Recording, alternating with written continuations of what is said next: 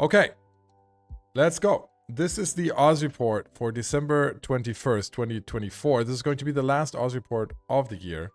And today, as always, let's talk quickly about Plex and Plex adjacent items. And for that, we need to talk about two things.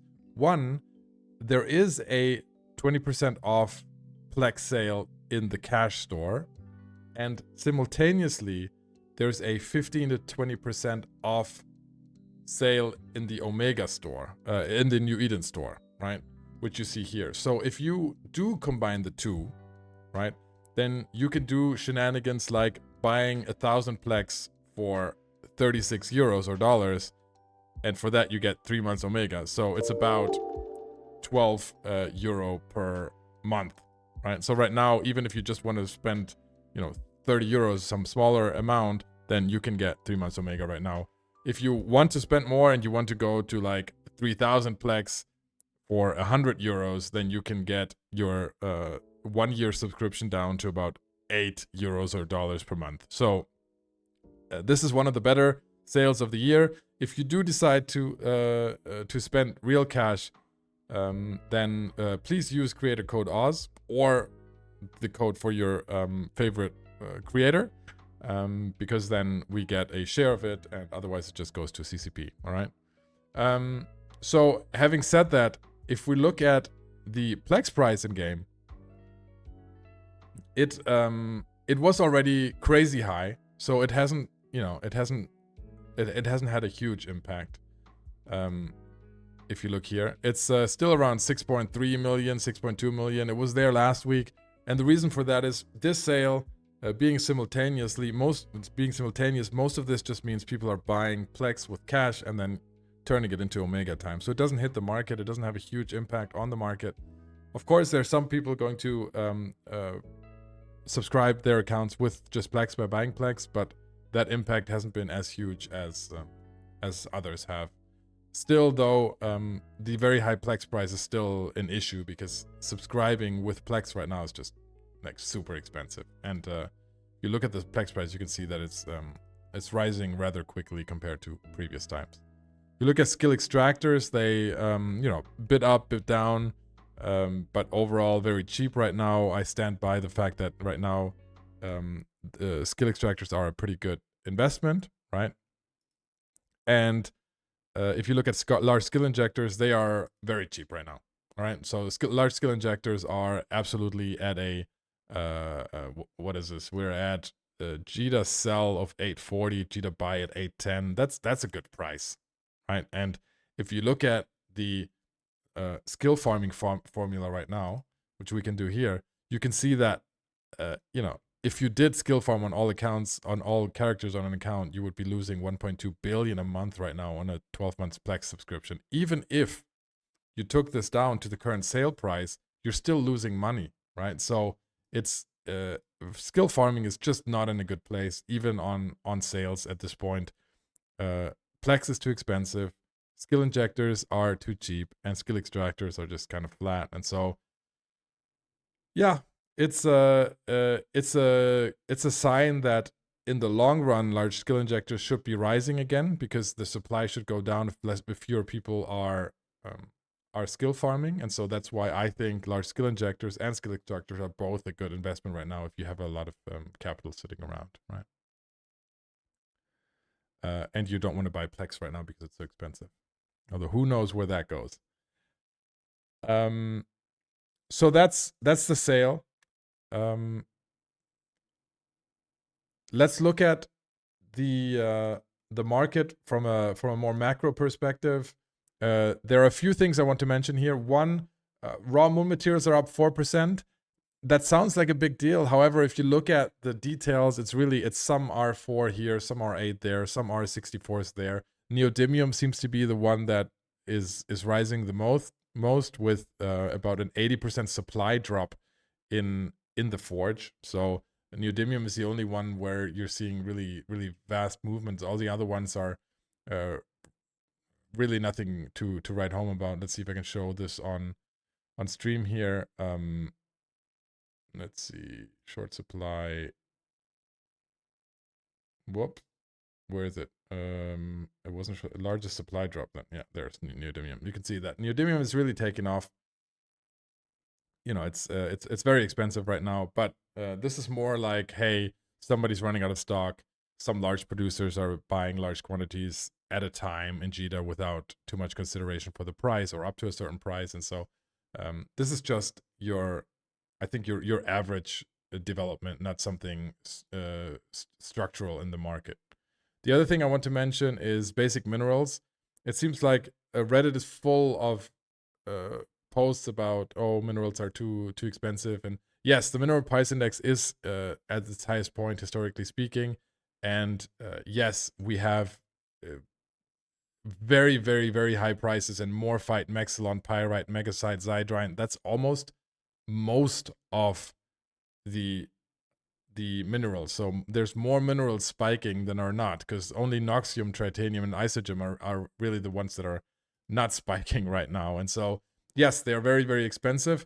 That has specifically an impact on things like tier 1 battleships or capital ships, though not a big impact on tier 2, because the larger percentage of the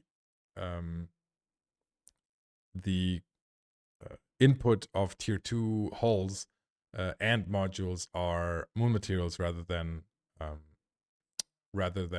basic minerals.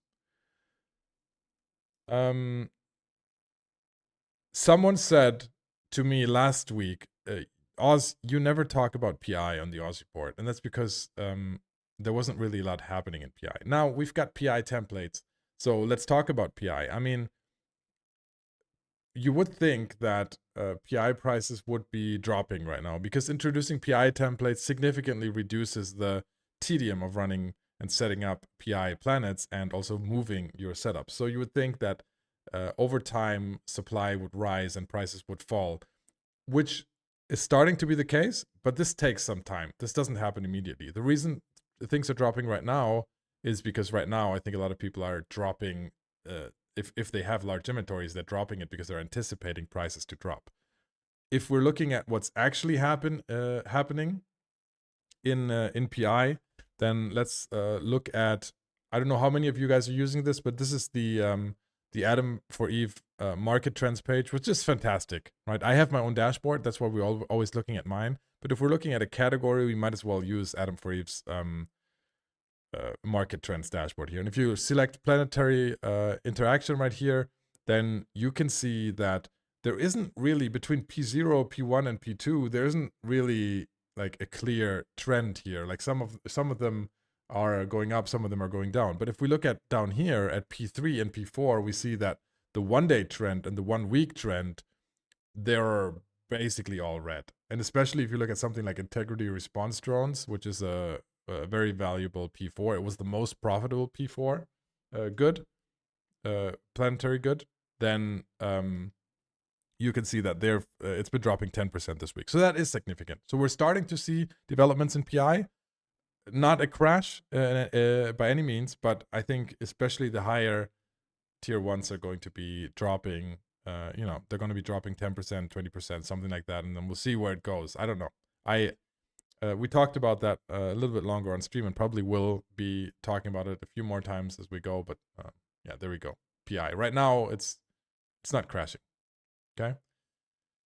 One effect that we could see from that, though, is going to be structures likely. So structures are down 3% this week. If we look at my dashboard here and we look at structures, you can see 3.6% down. So structures have started dropping. They consist mostly of P4 PI, right? If you look at the components, the materials that go into it, the largest part of it is PI, P4 PI. And so you could see structure prices coming down significantly because of PI templates. Like that is something that's probably going to happen. Same with structure modules and rigs. So, or modules overall. So that is that. The other macro thing is agency boosters. You can see agency boosters are not dropping anymore. They're not dropping in price anymore, I should say. They're dropping from the event, of course.